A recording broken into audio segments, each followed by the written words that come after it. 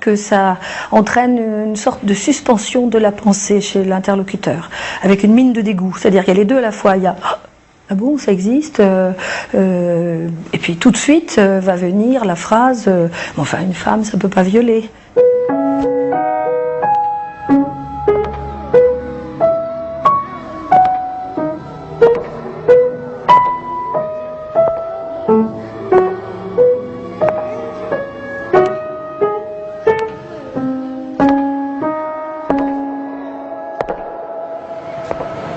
Le chiffre noir représente cet ensemble des infractions commises qui ne sont pas portées à la connaissance des autorités judiciaires. Il est très très délicat de pouvoir avoir une idée assez précise de ce chiffre noir. Peut-être qu'il est plus important concernant les femmes. Il y a certainement des femmes qui ont des pathologies, des déviances qui peuvent en effet être à l'origine d'actes commis sur des enfants. Je crois que il faut l'entendre. C'est peut-être ça la difficulté. Il n'y a pas besoin d'être nanti d'un pénis pour violer un enfant. Une mère incestueuse, une femme pédocriminelle, la même imagination pénètre le corps de l'enfant de toutes les façons possibles. Et ça nous horrifie parce que c'est impensable. Parce que on se dit c'est pas possible ça. Parce que ça touche à quelque chose de tout à fait fondamental. Donc c'est le tabou parce que ça touche à quelque chose qui ne devrait pas être. Ça a commencé vers 6 ans et demi. Elle m'a appelée, premièrement au départ c'était pas pour me faire venir dans le lit, elle était dans son lit certes, allongée. Mais bon, il n'y a rien d'anormal à cette situation. En fait, ça a vraiment commencé avec un jeu de société. C'était un jeu qui s'appelle Les Petits Chevaux. Et bon, c'était le jeu préféré de ma mère. On commence à y jouer. Moi, je voulais pas y jouer, il était tard et je tombais de sommeil. Toujours est-il qu'elle a commencé à s'énerver. Puis elle buvait de plus en plus. La bouteille était vide. Elle est partie en chercher une autre. Elle s'est remise dans le lit. Elle était en chemise de nuit à moitié déboutonnée. Et puis au fur et à mesure, elle a ouvert les couvertures. Et elle était plus habillée, elle était déboutonnée, son espèce de chemise de nuit était ouverte. Là, elle m'a attirée vers elle et elle m'a clairement demandé de la toucher pour lui montrer que je devais, soi-disant, regarder quelque chose. Alors, elle m'a dit, regarde comment s'est fait une femme. Alors, je voulais pas, tu vois, mais là, elle s'est fâchée, elle le prenait très très mal et elle devenait violente, quoi. C'était viens ici, mais regarde, hein, t'as vu, et moi je suis gentille avec toi, et toi regarde comment tu es désobéissante, et après tu t'étonnes. Et là, elle a saisi ma tête et elle me l'a mise sur son sexe. La suite n'est pas plus reluisante que ce que je te raconte là. Je suis partie en rampant dans ma chambre. Les faits se sont reproduits le lendemain soir et le surlendemain soir, et puis ils ne se sont plus reproduits jusqu'à ce qu'elle rencontre mon beau-père. Dans un premier temps, il a pu laisser ma mère me laver, sous prétexte que j'étais assez grande. C'est lui qui a pris la relève, il lui disait que elle m'écorchait le corps, et c'est vrai qu'elle me frottait comme une débile, elle me coupait les ongles à sang. J'ai été ce qu'on peut appeler violée par mon beau-père. Ma mère était active. Ma mère a choisi parfois de faire débuter les hostilités. Pour moi, c'est des hostilités. C'est ma mère qui, au départ, n'a pas envie de le décevoir. Cet homme, elle veut le garder, tu comprends, elle veut se faire épouser par lui. Et puis, en plus, elle vient de tomber enceinte de lui. Donc là, en plus, elle n'est même pas dispo, donc elle m'envoie chez lui. C'est une femme qui n'a pas eu besoin de mon beau-père dans sa vie pour qu'un jour, elle me retire mon t-shirt, ma poitrine était descente, elle m'a balancé dans la rue. C'est un plaisir vicieux, c'est de l'humiliation, mais ne me dis pas que ce n'est pas sexuel, quoi. Parce que moi, ça a été la honte de ma vie. La honte de ma vie quand tout le quartier m'a vue. J'ai supplié pour rentrer, j'y suis restée jusqu'à putain de 23 heures avec mon absence de t-shirt. Ça passera de la maltraitance à... oui, aux photos, hein, et alors on différencie les poses, et alors déshabille-toi, mets-toi en plein milieu sur la couverture. Ça, c'est des idées à ma mère. Pas à lui. Moi, j'ai eu le courage. Une après-midi, c'est quoi? Je suis partie, je devais aller à l'école, rien du tout l'école, oui. Direction la gendarmerie nationale, à 1 kilomètre à pied. Je suis arrivée à la gendarmerie nationale, je suis rentrée, j'ai dit que je voulais porter plainte. Ils ont été condamnés pour attentat à la pudeur avec violence, plus maltraitance. Mon procès me donne le droit de m'exprimer. Je suis majeure, je suis autonome, je suis mariée, je ne lui dois rien. La découverte de la femme chez la mère est relativement récente, là aussi. Et à partir de ce moment-là, eh bien, il est apparu possible de décrire des comportements dont elles étaient les initiatrices, en quelque sorte. C'est-à-dire qu'on a besoin, en effet, de croire que la mère est quelqu'un de merveilleux, d'intouchable, et de quelqu'un qui peut répondre à tous les besoins dans de bonnes conditions. Il y a une espèce d'idée de l'instinct maternel comme ça qu'on continue à nourrir malgré tout ce qu'on a pu dire par ailleurs, alors qu'on sait très bien qu'en réalité, la mère a tout à apprendre. C'est un grand débat, là.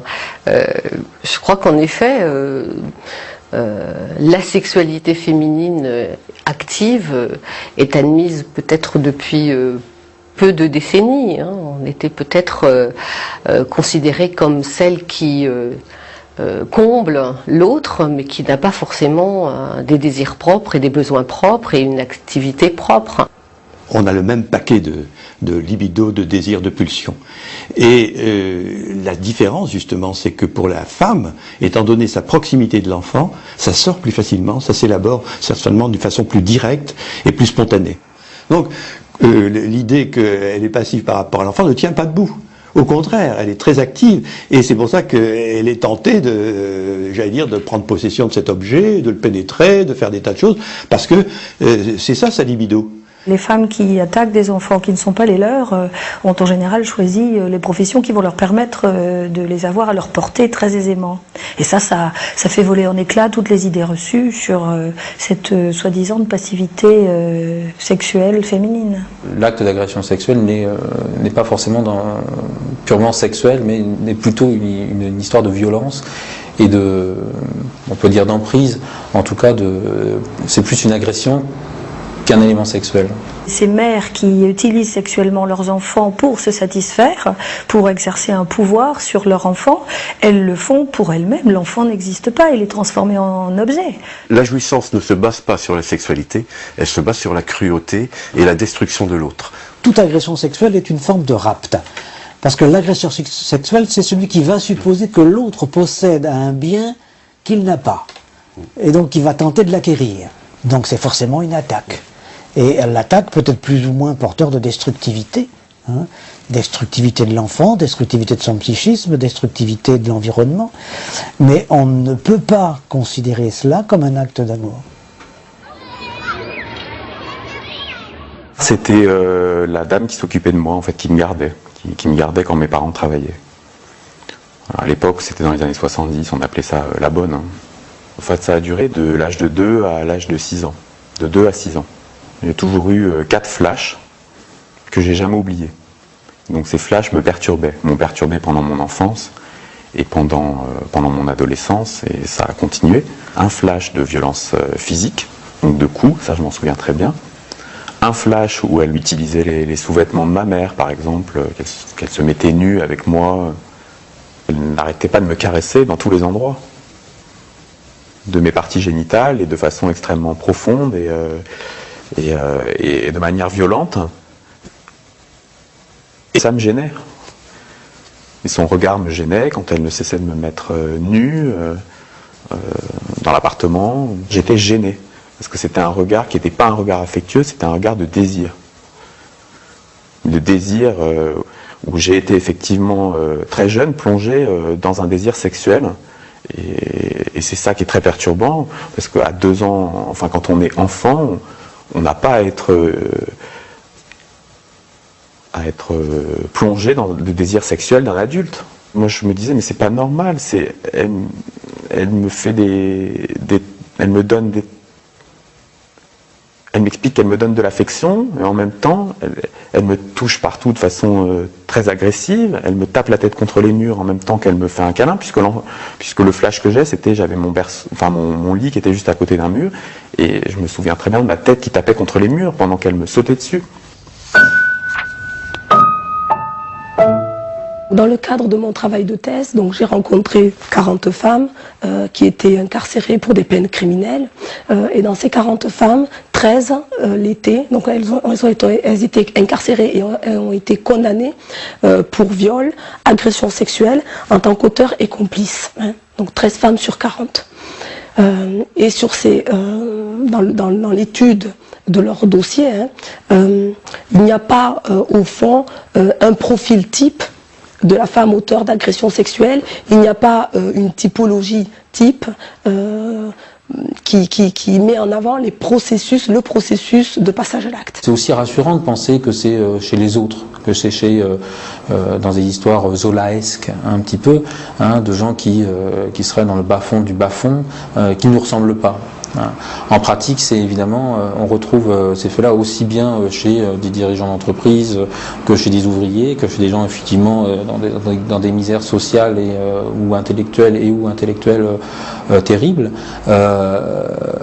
mais aussi chez des gens qui nous ressemblent. Souvent, on constate que ce sont des mères qui se sont isolées dans leur rapport à l'enfant et qui, sans s'en apercevoir, pour des raisons quelquefois matérielles, réelles, hein, le fait que le conjoint soit absent, le fait qu'elles aient une certaine solitude affective, concentrent leur libido, leur sexualité autour de cet enfant. Parce que l'enfant est quelqu'un d'extrêmement séduisant.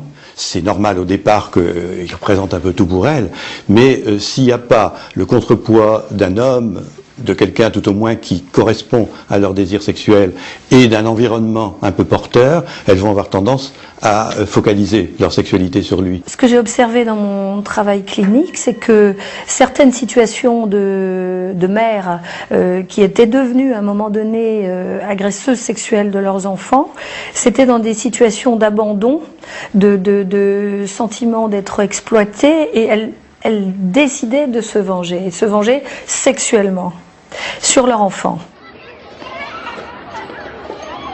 Aussi haut que je puisse remonter, ça a commencé vers 6 ans. C'était une de mes cousines, de 10 ans mon aînée, et elle était violente, elle était insultante, elle était perverse. Elle avait certainement une emprise sur moi, mais la problématique, c'était que la violence était de mise dans cette famille. La caresse, le baiser, le sourire ne transparaissaient jamais, à part ceux qui étaient considérés comme étant vraiment membres du clan. Mais la personne qui m'a violé était elle-même considérée comme marginale et subissait de la violence. Et elle me l'a dit clairement. Ta mère me l'a fait. Et ça a été le truc, je crois, le plus terrible qui soit pour moi. J'étais anéanti, sur l'instant. Anéanti, parce que je comprenais pas pourquoi je devais être victime de ce que ma mère avait pu faire à cette personne. Et puis, par la suite, en me disant elle n'avait pas le droit, en fait, de me tenir responsable de ce que ma propre mère lui avait fait. Elle n'avait pas le droit, parce que ça fait de moi une double victime. Parce que on a envie d'aimer sa mère, et on la déteste. Malheureusement, je ne peux pas concevoir ma souffrance sans concevoir la sienne. Et je ne peux pas concevoir mon viol sans concevoir la vie, sans avoir conscience de la vie qu'elle a pu vivre. Et je sais trop bien qu'elle a souffert. Donc pour moi, c'est une victime qui a essayé de s'en sortir d'une mauvaise manière. C'est ça qui est terrifiant. Il y a d'autres choix pour les victimes que de devenir coupables, ou que de vouloir à tout prix se venger. Il faut l'accepter et puis vivre sa vie, c'est tout. Ça s'est arrêté parce que je suis parti, premièrement, et puis je crois que lorsque j'ai commencé à devenir un homme, je n'étais plus intéressant. Parce que je pense que foncièrement, elle avait peur des hommes. Il ne peut y avoir d'égalité entre le corps d'une femme et le corps d'un enfant. Parce qu'il y a un dominé, il y a une dominante. Et lorsqu'on est un enfant, on ne peut pas avoir la maîtrise du jeu comme l'ont les adultes. Donc en ça, je ne me sens pas coupable. Parce que je n'avais pas les mêmes billes. Mais par contre, ce que je crois, c'est qu'effectivement, elle a tenté de me rendre coupable aussi pour masquer sa propre souffrance, sa propre réalité. C'est toujours pire quand c'est une femme qui pose un acte criminel ou déviant. Je pense que les idéalités, les valeurs que l'on dépose chez la mère et chez la femme sont telles que tout d'un coup, quand elles rompt avec ces valeurs-là, c'est énorme, c'est pire qu'avant. Et c'est pire qu'un homme. On a connu ça pour l'alcoolisme, on connaît ça pour la drogue, on connaît ça pour toutes les questions de déviance, d'une certaine manière. En quoi un adultère commis par une femme serait-il plus grave qu'un adultère commis par un homme? Il n'y a pas de différence entre les actes transgressifs sexuels des femmes et ceux des hommes. Il n'y en a pas. Les caractéristiques de la scène criminelle sexuelle, elle peut être l'égale de l'homme. Alors, je ne dis pas qu'elle est plus violente quand elle passe à l'acte. Elle n'est pas plus, elle n'est pas moins. Elle est légale. Parce que parfois on entend dans les discours que quand la femme va passer à l'acte, eh bien on va avoir des comportements beaucoup plus violents, des tortures, actes de barbarie, etc. C'est pas vrai. Ça veut dire qu'on peut retrouver ces caractéristiques aussi bien chez l'homme et aussi bien chez la femme. C'est pas une question de sexe. C'est au fond, qu'est-ce que l'homme ou la femme auteur d'agression sexuelle va transmettre de ses normes et de ses valeurs à l'enfant? En quoi l'homme ou la femme agresseur sexuel va imprégner l'enfant de telle manière que celui-ci va devenir un otage de ses fantasmes. Les victimes, parfois, ne savent pas que ce qu'elles ont subi est un crime, est un inceste. Parce que ça a été commis par une femme et c'est impensable. J'arrivais pas à mettre le mot inceste sur ce genre de choses. Parce que c'était ma mère et que je l'aimais. Et qu'on a toujours été fusionnels, proches.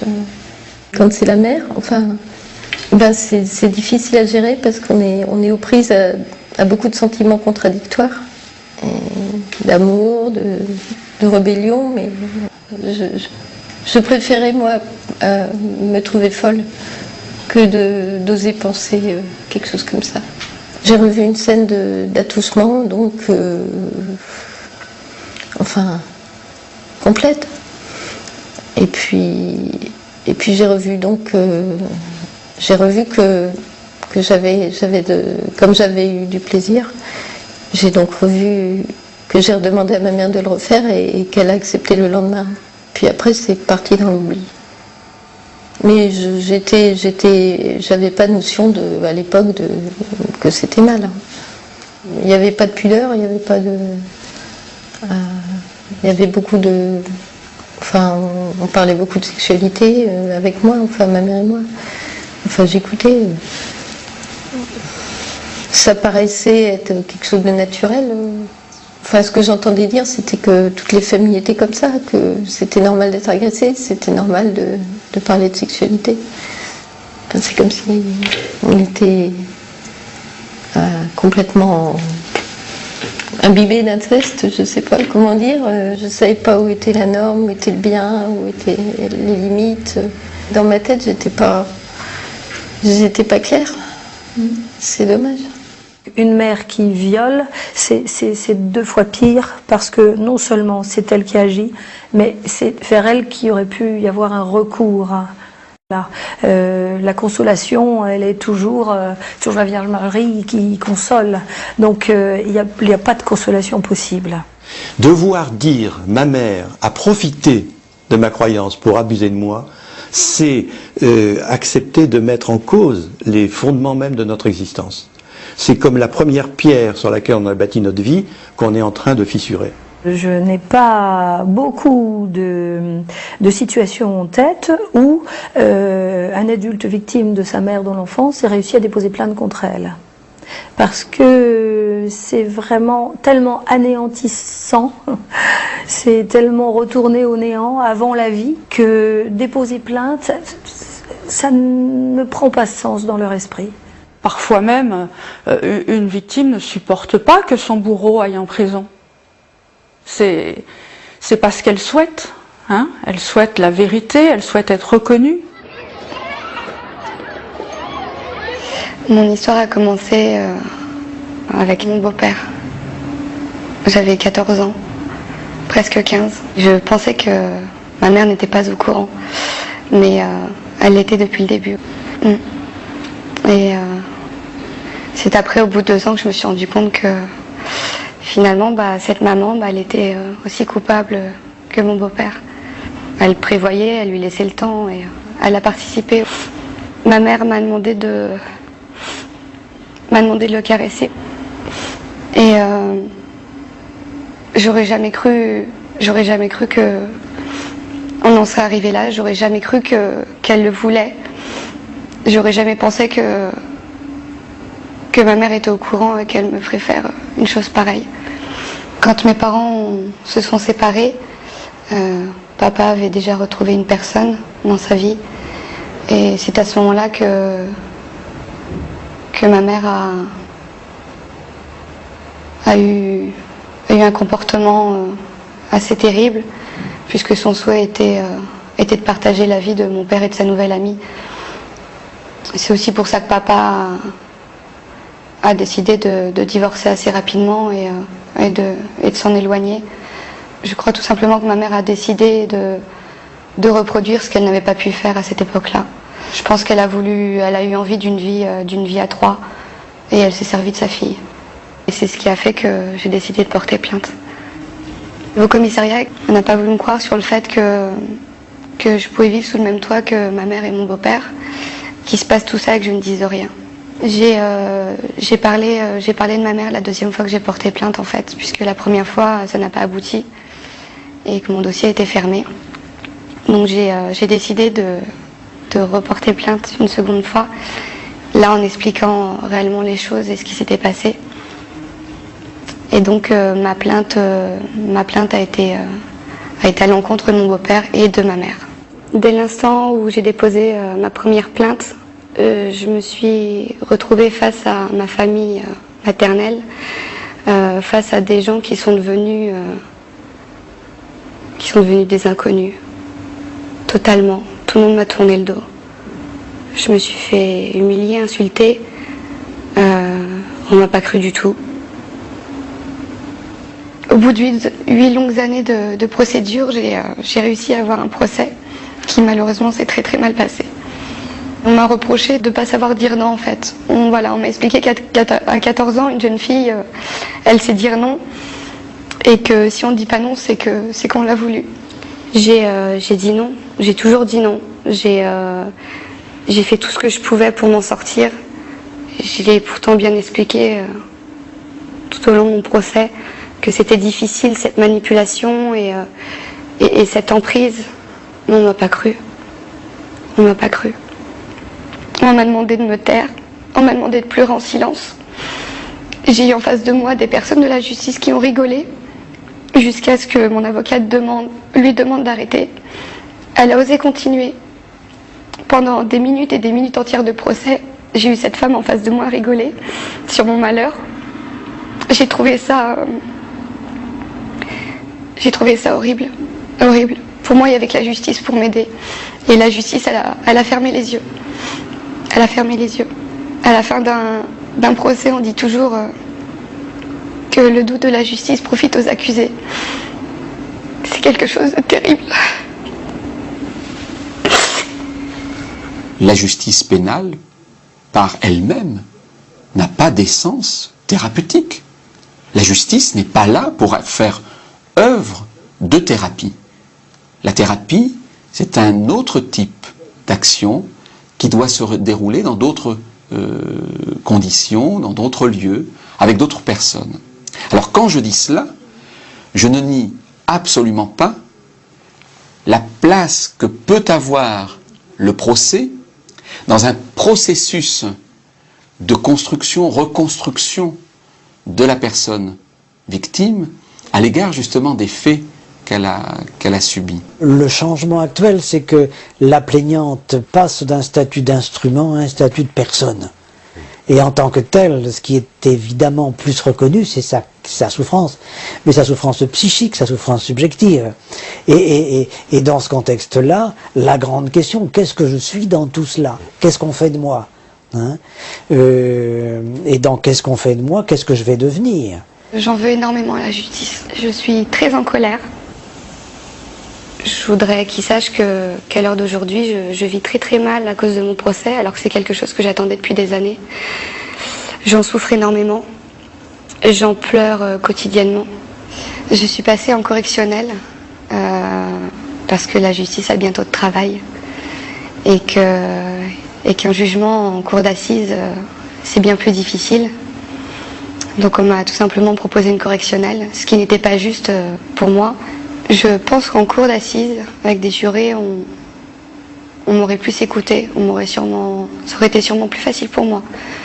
Je pense qu'en tant que juré, quand on a en face de soi une jeune fille qui raconte son histoire, je pense qu'on m'aurait cru, oui.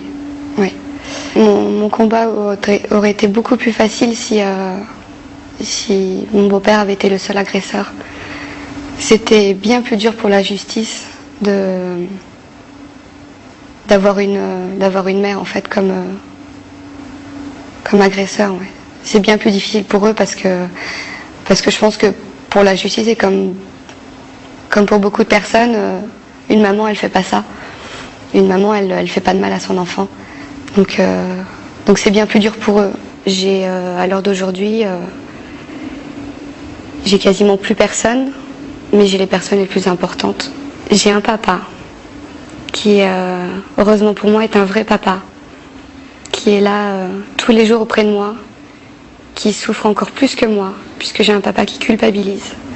J'ai un papa et un grand frère qui sont tous les deux dans la même situation. On est une petite famille, voilà, de 3 personnes et on se soutient énormément. Et puis au final, j'ai pas de maman, j'ai un papa, mais j'ai un papa qui vaut toutes les mamans du monde. Lorsque, par une loi du 23 décembre 1980, le viol a pour la première fois été défini légalement, il est certain que l'hypothèse la plus courante qui était dans les têtes des députés, des sénateurs qui ont défini le viol, c'était des actes commis par des hommes et pas par des femmes.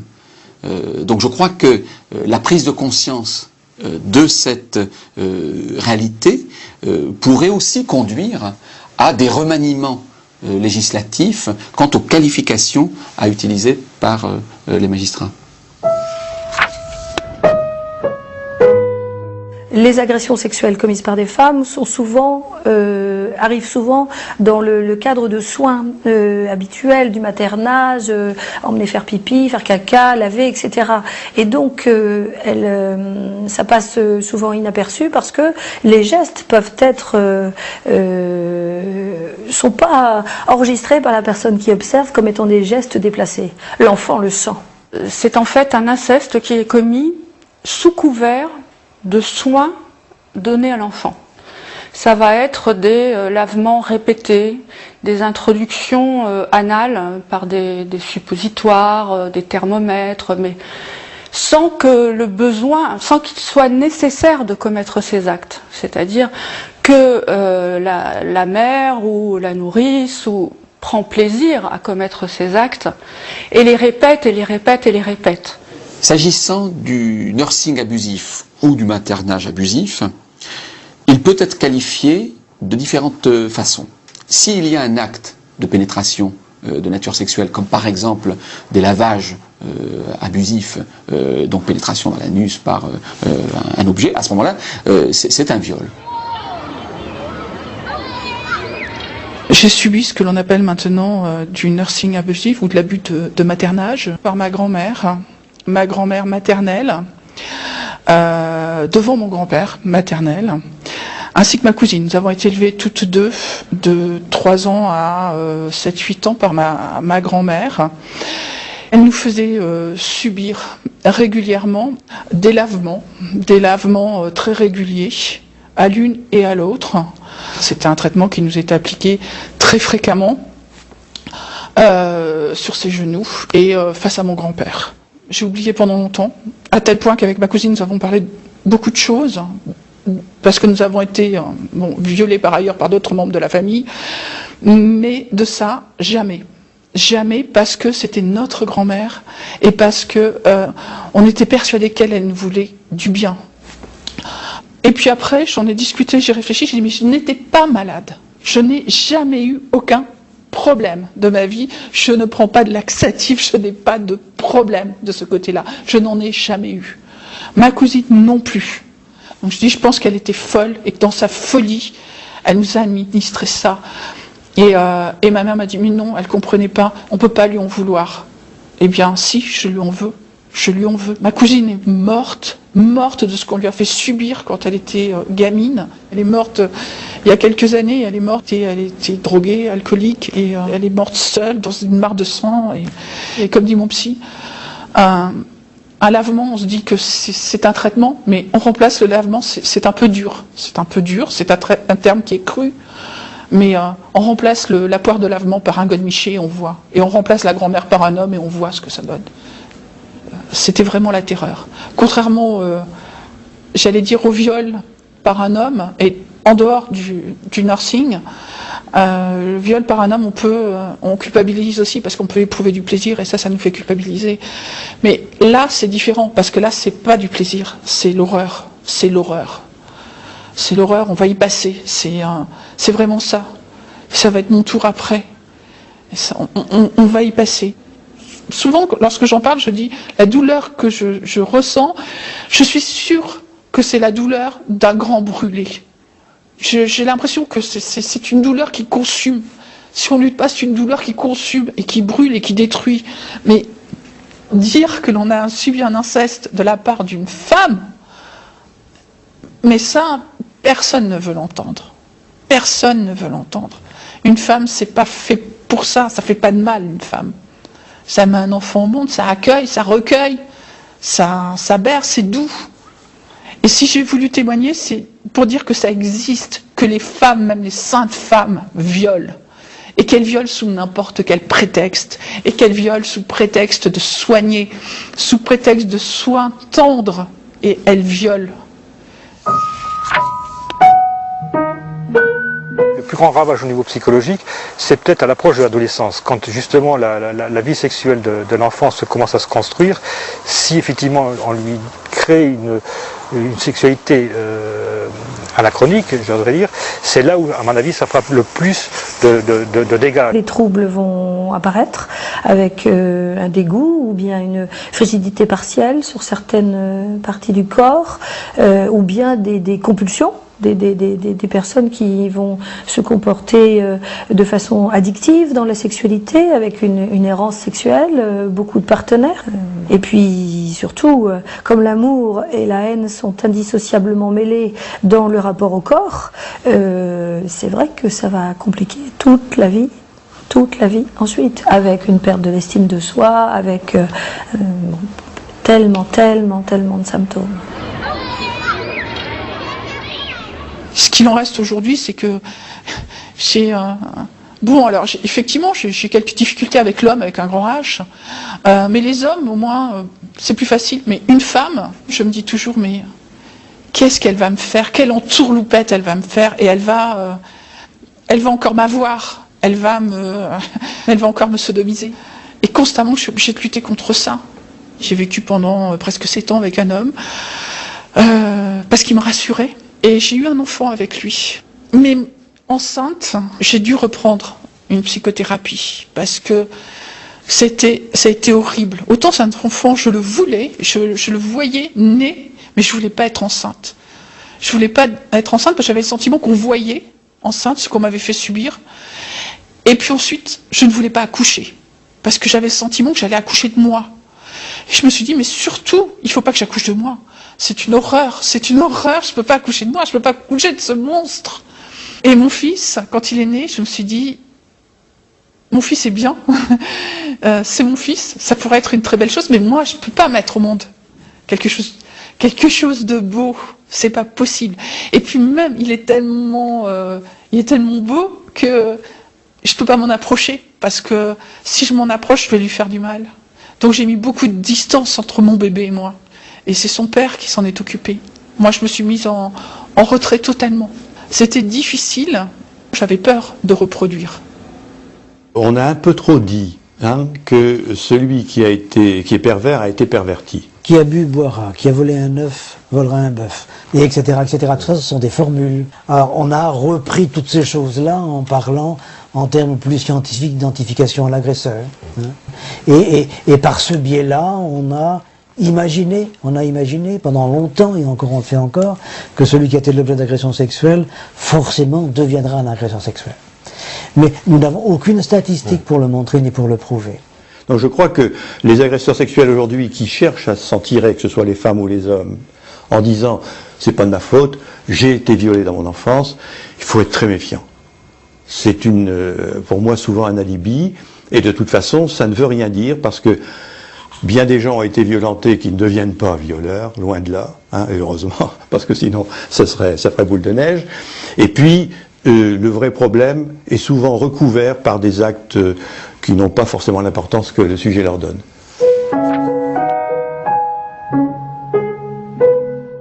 Est-ce que nous sommes disposés à entendre que des garçons puissent être l'objet d'agressions sexuelles et de viols de la part d'une femme et éventuellement de leur mère? Est-ce que nous sommes disposés à entendre ça? C'est pas sûr. Est-ce que un garçon est disposé à entendre qu'il ait pu être violé ou agressé sexuellement? C'est pas sûr non plus, dans la mesure où, au fond, c'est une question de maturité et de convention, de modèles sociaux. L'accession pendant longtemps, et encore maintenant, l'accession du garçon à l'état adulte, à l'état d'homme, c'est le moment où il réalise ses relations sexuelles. Alors, peut-il s'en vanter auprès de ses copains, de ses pères, de ses amis? C'est vrai qu'on considère souvent que la sexualité chez l'enfant ou l'agression peut être un acte d'initiation. Tout dépend à quel moment ça se fait. D'une part. Deuxièmement, c'est vrai qu'aussi, le traumatisme, si on parle d'un traumatisme physique, il est plus évident sur un sexe qui est pénétré qu'un sexe qui est pénétrant. L'adolescent initié par une femme adulte et pouvant s'en vanter, c'est effectivement une façon de rationaliser intérieurement et de dénier la souffrance de l'exploitation. C'est beaucoup plus grave, évidemment, parce que l'érection est un réflexe, et le réflexe est là. Et dans ces cas-là, l'enfant ou l'ado se dit « mais je suis consentant puisque je bande », évidemment. Une femme qui se fait pénétrer par l'enfant masculin, y a-t-il viol? Évidemment, dans la psychologie de l'enfant, plus tard il peut le ressentir comme un viol. Juridiquement, la victime n'a pas été pénétrée, donc il n'y a pas viol. Ça aurait été plus facile si j'avais été une fille victime d'un homme. Je pense que j'aurais pu en parler plus tôt. Oui, j'étais élevé dans une société où il y a une certaine forme de... Oui, il y a une certaine forme de machisme, et la France, sur plein de sujets, reste un pays totalement machiste. Effectivement, dans la mentalité machiste, de toute façon, un homme est fort. Et un homme, forcément, de toute façon, puisqu'il est le plus fort, peut pas être agressé par une femme qui est forcément inférieure. Donc déjà, il faut déjà dans sa tête arriver à se libérer de ce préjugé-là. Il y a un véritable travail d'explication à faire pour faire comprendre aux victimes, notamment lorsqu'elles sont masculines, lorsque ce sont des garçons ou des jeunes gens, que ce n'est pas parce que la loi pénale ne qualifie pas les faits de viol qu'elle n'est pas capable de reconnaître, mais pas devant la cour d'assises, devant le tribunal correctionnel, que ce qui a été commis, c'est bien une agression sexuelle, mais ce n'est pas un viol au sens où le code pénal l'entend et où la justice doit impérativement respecter la définition qui est contenue dans le code pénal. Alors j'ai voulu porter plainte en l'an 2000, Le problème, c'est que ça s'est catapulté avec autre chose, c'est que c'était à 18 ans, c'était la découverte de mon homosexualité. Et donc là, le fait en fait que je demande des informations sur mes souvenirs, sur ce qui m'était arrivé enfant, ça m'est retombé dessus en fait, puisque tout mon entourage disait mais ces histoires d'enfance, pourquoi tu nous parles de ça? En fait, c'est parce que tu n'assumes pas ton homosexualité, c'est parce que tu veux trouver des excuses à ton homosexualité, il y aura un lien, alors qu'en fait dans ma tête, c'était bon. Je voulais dire que j'étais homosexuel, mais c'était pas ça qui me perturbait. Ce qui me perturbait, c'était ce qui m'était arrivé enfant, parce que je comprenais pas. Je comprenais pas pourquoi je me sentais coupable. Moi, pendant toute mon enfance, concrètement, en plus avec mon éducation catholique, j'étais persuadé que j'étais un obsédé sexuel, parce que ce que j'avais vécu quand j'étais enfant, c'était sale, hein, et que finalement, je l'avais vécu, donc c'était moi qui étais un peu acteur de ce que j'avais vécu. Alors pas du tout. J'étais enfant, je choisissais pas. Effectivement, un homme victime d'une femme, c'était toujours c'est pas possible. Ça fait mal, mais ce qui fait le plus mal, c'est la deuxième étape après c'est pas possible. Et là où effectivement, là on s'effondre, j'ai pas eu envie de me suicider, mais presque, c'est quand on vous dit qu'en fait c'est vous qui êtes fou. Enfin, on vous dit, vous inventez des histoires, tout est faux, vous dites n'importe quoi. Quand c'est des thérapeutes, là, des gens qui sont censés être spécialistes, qui vous tiennent ce discours, là, c'est une troisième souffrance. Je suis allé consulter à partir de l'âge de 18 ans, et en fait, dès que je prononçais le mot « je suis homosexuel », c'était la seule chose qui les intéressait.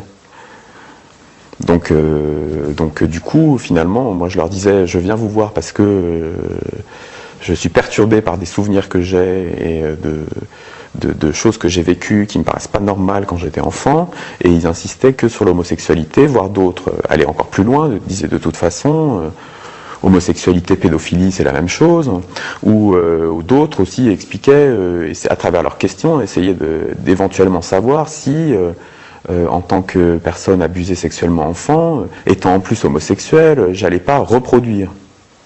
C'est assez intéressant. En France, il y a un problème particulier, je crois, par rapport à la psychanalyse, concernant la réalité, et on dirait que la réalité n'est pas analysable. Ben, elle l'est, il faut abandonner cette tarte à la crème, elle est analysable, il y a des faits dont on peut parler dans un travail de thérapie et qui aident ces personnes à se sentir mieux et à vivre différemment leur parentalité ultérieure, quoi. Ce n'est pas parce qu'on va effectivement évoquer la réalité de ce phénomène, femme auteure d'agression sexuelle, qu'on va stigmatiser la femme. Je crois qu'aujourd'hui, ça me paraît fondamental de dire qu'il y a cette problématique-là, il faut en tenir compte, d'abord parce que ça nous aide à comprendre le phénomène de la criminalité en général, et puis ça nous aide à comprendre le phénomène de la criminalité des femmes. Et mieux comprendre ce phénomène-là, au fond, ça nous permet de mieux le prendre en charge. On est peut-être moins sur l'explication au niveau d'une pédophilie féminine qui puisse exister. On mentionne qu'il existe des cas, mais c'est vrai que comme ils sont infimes, on passe moins de temps à analyser la psychologie. La psychologue d'ailleurs qui vient parle plus du problème de déviance de l'homme plutôt que de celui de la femme. J'admets avoir fait des déplacements dans certaines écoles, que ce soit pour les enfants, élèves, et que ce soit pour des professionnels.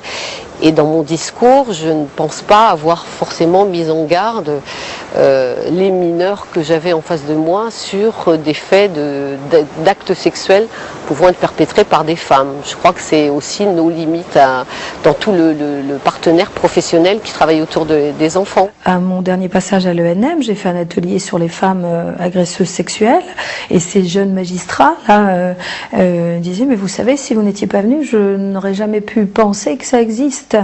Or, elles sont dans les statistiques de l'administration pénitentiaire, mais il y a un aveuglement. Quand on est juge d'instruction et qu'on prend connaissance d'agressions sexuelles commises par des femmes, par des mères, il faut un réel effort pour accepter ce fait.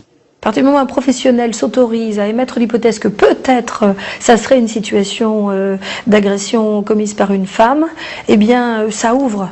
Et en général, l'enfant va dévoiler plus aisément. Il suffit de ça. La prise en compte de la parole de l'enfant sera beaucoup plus importante si le questionnement qui est fait est absent de toute subjectivité.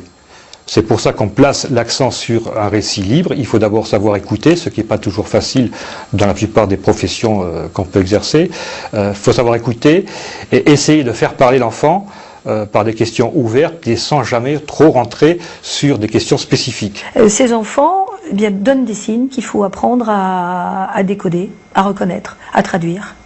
Et sont complètement envahis psychiquement par l'excitation, la génitalité de l'adulte qui les a agressés. Et donc leurs jeux, leurs dessins, leurs symptômes vont être complètement sexualisés. On va voir apparaître des dessins caractéristiques qui mettent en évidence de façon symbolique l'appareil génital féminin. On va voir des comportements sexualisés avec d'autres enfants, des petites filles qui vont mettre la main sur le sexe d'une autre petite fille qui est sur le banc d'à côté en écoutant la maîtresse. Voilà, tout va apparaître comme ça. Et l'amnésie traumatique se lève souvent pour les filles qui ont été abusées par leur mère, quand elles deviennent mères à leur tour.